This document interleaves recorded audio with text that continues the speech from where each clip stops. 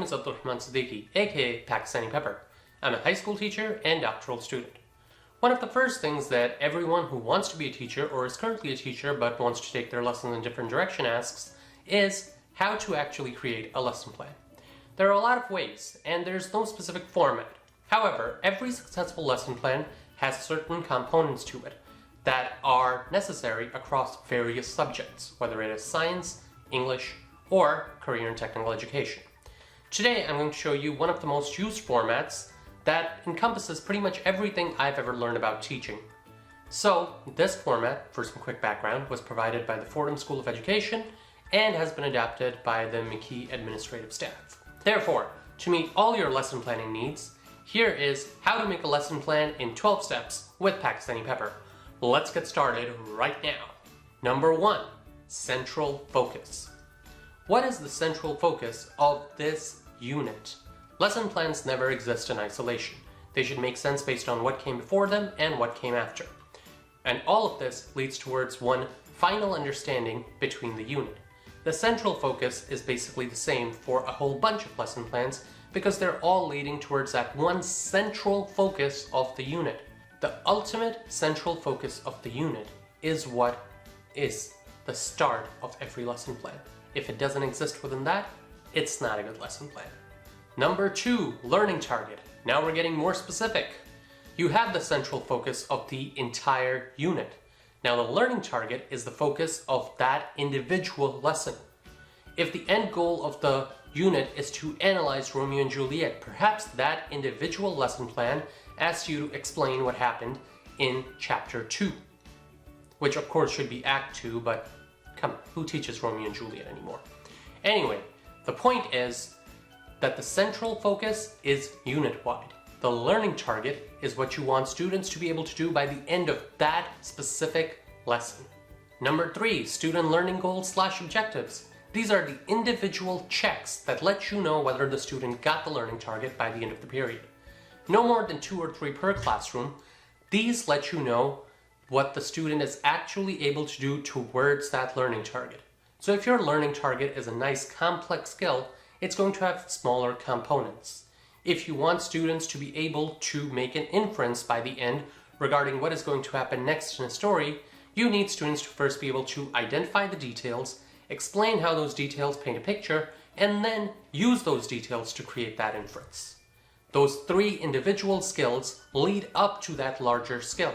If you don't have the component skills and you can immediately get to the learning target, that means it's probably not a complicated enough learning target.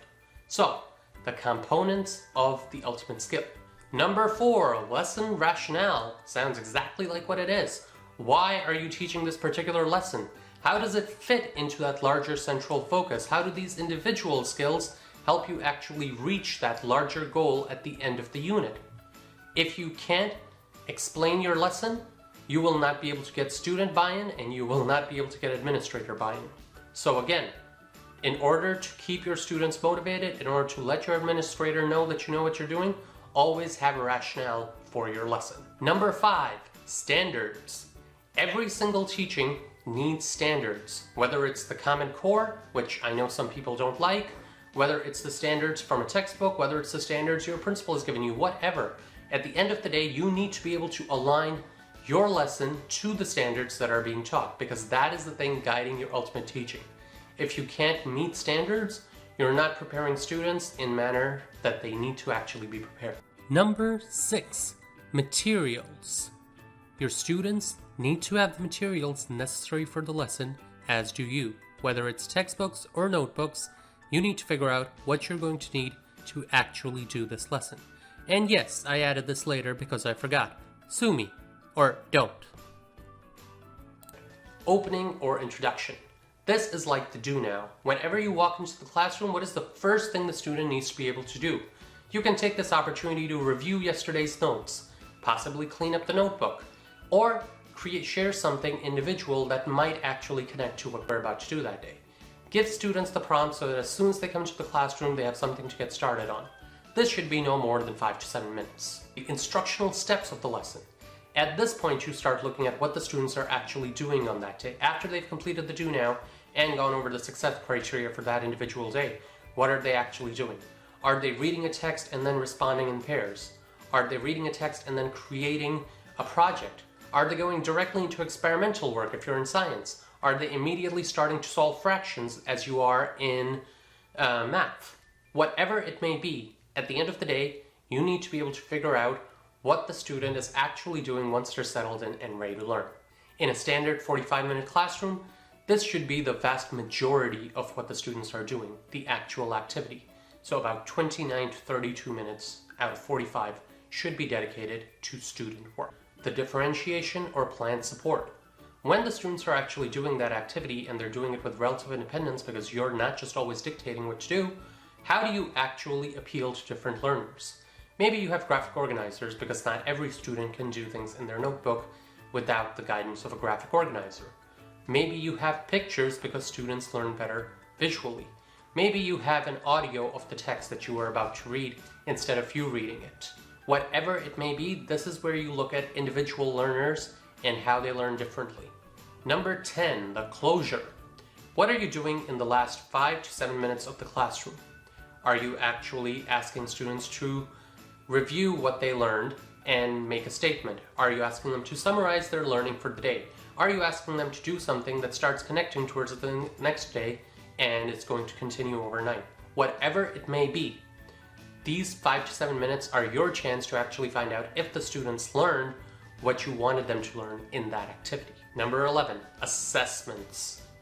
This is what you have to decide is going to work towards the end and in that individual lesson. Are you informally walking around and checking students' work or their discussion with their partners and making a quick check in your notebook? Are you formally assessing students by giving them an exit ticket? Whatever it may be, every day needs to come with an assessment because without it, you don't actually know if your students learned or achieved the learning target. And finally, number 12, the language function. Language is one of the greatest gifts that we can give our students and quite possibly the one that gets ignored the most. What are students actually doing with regards to language? Are they reading, writing, speaking? And if they're doing all of those, do you have plans specifically in place to improve those skills? Guide them, whether it's through sentence stems, whatever it may be. You actually have to support students in their language learning because through language is when they actually learn the most, when they're interacting with their notes, with each other, with you. But the point is, in order to make a student-centered classroom, your students need to be the one using language and not just listening to you. So anyway, that's it. I'm actually going to leave a copy of this lesson plan template in the comments should you choose to actually use it. If you have any questions, please be sure to leave them in the comments and I will get back to you as to the best of my ability. Again, this is a very basic 12-step lesson plan that can be applied to virtually any subject, and if you can use this, you can hit essentially every target and improve your instruction and your ability to actually teach your students. On my channel, I have quite a few more teaching videos and basic comedy skits. If that sounds interesting to you, consider subscribing. This is Pakistani Pepper saying peace out, stay peppery, and don't forget, sometimes life's best lessons are in the stories we hear least. Have an awesome day, guys.